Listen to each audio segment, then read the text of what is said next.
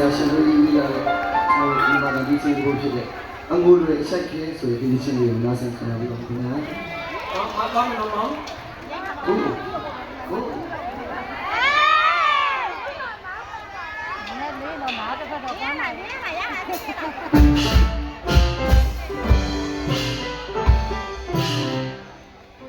ဒီဘောစရီမာ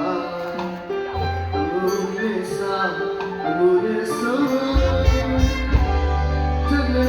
ရအပြုံးလေးတွေပြုံးနာချူတိုင်းစီ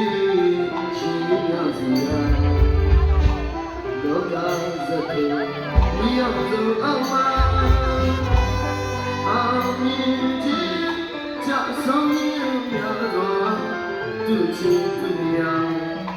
ဘဝဆောင်ရမှာရှိနေလားဘယ်လိုပါလိမ့်အလိုမပြတ်လို့ကျုပ်နိုင်လို့အရေးကြီးတာမှာအ